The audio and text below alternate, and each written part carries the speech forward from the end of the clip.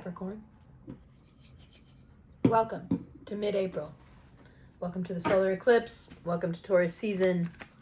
And welcome to your reading. We're getting back to the basics. All the way back. What were you like when you were 4, 5, 6? What did you enjoy most? What really made you go? If you find yourself right now feeling stuck, like things need to get shaken up so you can find the right path. If you find that sadness and game playing is overtaking your energy, or the people around you are exhibiting this, it's all happening to help you get back to the very basics of who you used to be before the things that are important to you now were even known to you. What were you like before you knew what ambition was? What were you like before you understood the seduction and intoxication of accomplishment? And what were you like before you understood money?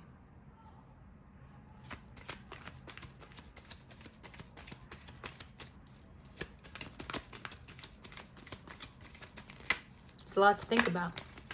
Now, why do we have to go back there? Well, it's hard to say how you feel when you don't know. It's hard to know how you feel when you don't remember what it felt like before all these things became so important. You don't know how you feel. You know how you feel about this stuff.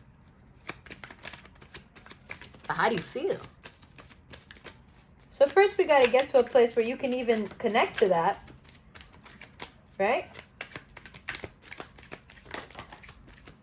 And you're extremely hesitant.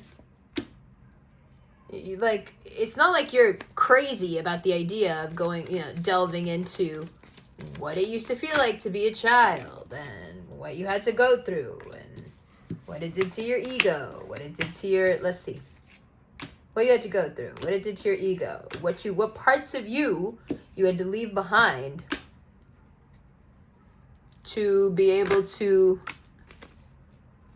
survive, win, make it, live through it, die through it, resurrect through it.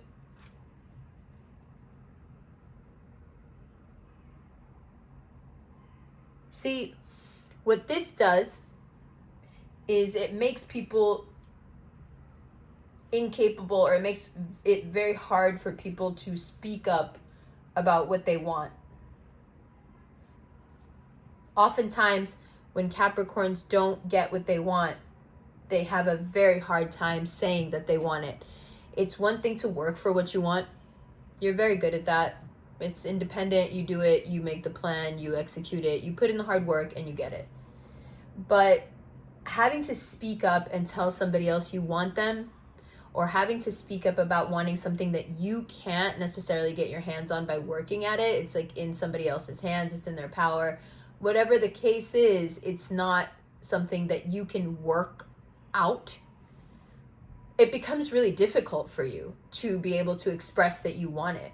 So you really do limit yourself to wanting things that you know you can have or that you can get.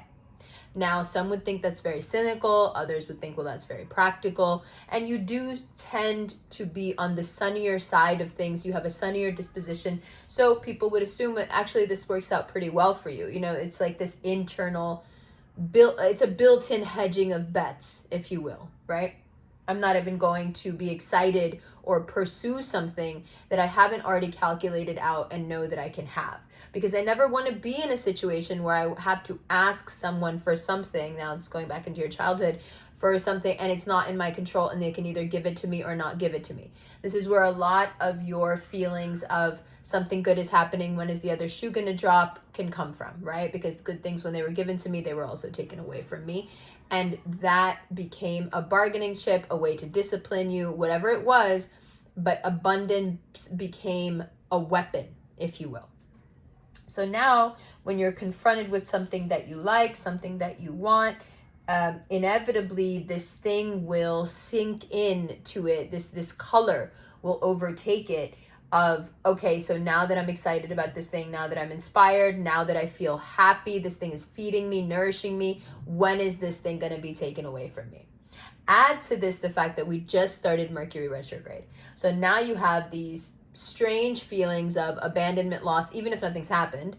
And now you're going to feel the need to express them because our wounds are being hit by this Mercury and Taurus retrograde. This goes on from now, from today, until May 15th.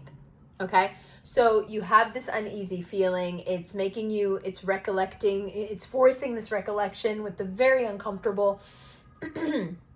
And you feel like speaking from your wounds very much, especially if you have a current situation that isn't particularly going the way you like. So if you're in a situation where you really like someone, you're gonna have to say something.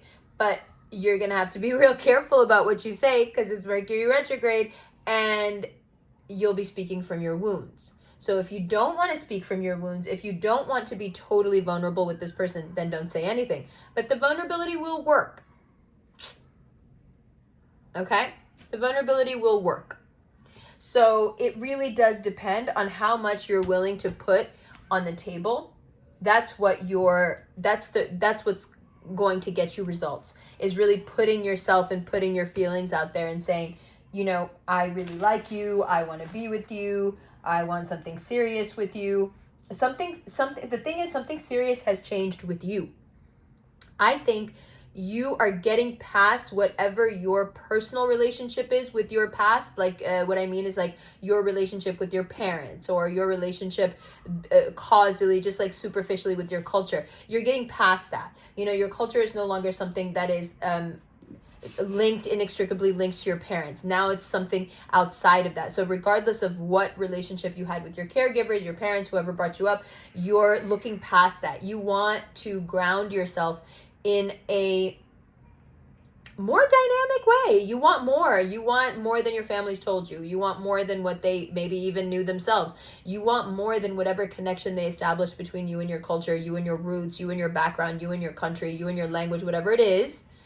You want more. And you instinctively know that this is going to help build your sense of self, build your self-esteem, like nothing bad will come of this. And if you feel any sort of guilt about leapfrogging over the people that you know and love and getting, let's say, right into the heart of the thing, it's because you are on this journey of trying to heal major trauma that's probably come through the family, right? Stuff that happened to your parents, the shit that they did to you because of what happened to them, and they only did it because their parents, and then something happened to their parents, right? So here we are. So you're on this journey of acknowledgement. I see the pain, I see the pattern, I see the pain, I see the pattern, and I see and I feel the pain and the pattern within me. And now what? And that's why I love this High Priestess and I love the Seven of Wands, because it's like there is only but so far that we get with sorrow and despair and misery until something opens up in us and we go, oh, okay, got it. You know, it's like we really are afraid that pain is a bottomless pit. Whenever we confront a thorny situation, a really painful situation, we will do anything we can to run from the feeling because we are convinced that this is a bottomless pit and it's just like the pain can go on forever. And remarkably, every time we go through and let ourselves really lean into the pain, feel our feelings completely, there is always a bottom. Always. And you usually hit it pretty soft when you allow yourself to have the feelings. When you don't allow it, you hit it pretty hard. But you land pretty soft if you lean into it and just let it hurt. Right? So you let it hurt, and you get to the bottom of it. And you realize that the terror of thinking that the pit of pain is bottomless is so much more painful than actually going through it and actually surprisingly landing softly on the bottom and being able to constructively build back. It's not like you're overcome with feelings about your past, your family, your roots that are going to take you completely under and crush you and leave you down there. Of course, like I said, that's how it feels, because I'm telling you, the terror of this bottomless pit of pain is so much more painful than the actual pain you lean into and go through. Because that pain that you lean into and go through, one, there's an end to it. Two, there's a purpose to it. And that purpose is wherever you land, however you build back, whatever steps you have to take to build back from there, that's why you ended up there. Those steps were needed. You needed to learn those things. That's why you fell as far as you did, because you needed to learn those steps on how to get up and how to get out. But if you never let yourself feel the pain, if you genuinely never let yourself really feel it, you know what the issue is? Sure, you live with this constant, huge, looming terror. There's one thing. That's one. I mean, the fear of the unknown.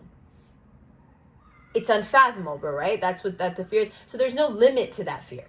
There's no ceiling, right? That's what I mean. If you lean into a feeling, there's a bottom. You will hit the bottom and be like, I can't feel this no more. It fucking hurt, and I let myself feel it, and I leaned into it, and I had the realizations and the pain, and here I am.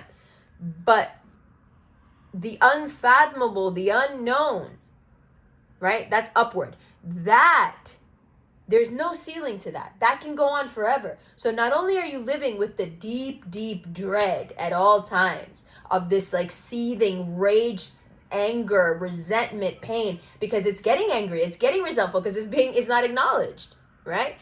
So not only is there that huge thing looming over you, you're also, because you're refusing to engage, you're also missing out on a lot of happiness and a lot of victories. Because listen, if you think that not leaning into the pain only keeps you from feeling the pain, you're being very naive. Not leaning into the pain also keeps you from a lot of happiness, and I'll explain to you how. When you lean into the pain and you find the bottom of these things, okay, and you start to rebuild and you start to climb back up, you learn a lot about yourself. When you learn a lot about yourself, you become, you create more self-esteem, right? Your self-esteem goes up. As your self-esteem goes up, you will take more risks. You will say things that other people will not say. You will shoot your shot more. You will say, listen, I really like you. I just want it to be me and you. Stop fucking around with X, Y, and Z. You'll do anything like that you want to do, because it's not going to affect this externality. However it ends up is not going to affect how you feel about you ultimately. Okay? So it's really important for many, many reasons to lean into the pain. And it is a way to open the door past your caregivers, past your past, your childhood, into where you come from, into the dirt that made you, into the roots that made you. And this is an astrological thing that's happening with you right now. Your heart is opening up to this past, to the ancestors, to the dirt that your bones are made of. In my culture, we believe that where you're born, the dirt of that place helped make you, and you will behave in that way. Where you're born affects you. So take all this in, take in start to see where the gaps are in the things that you were taught, the things that were kept from you, the things that, now that you begin to look into them and you learn them, you think, oh my God, that makes so much sense. That fits me perfectly. I am like that, or I do like that, or whatever it is, right? Begin the journey of leaning into the pain so you can push past it. So you can push into a time and a place that's eternal, where you can really feed yourself and nourish yourself with all this insight and all this cool information about yourself that's no longer connected to a painful experience of a past, of a childhood, of abuse, whatever it is, right?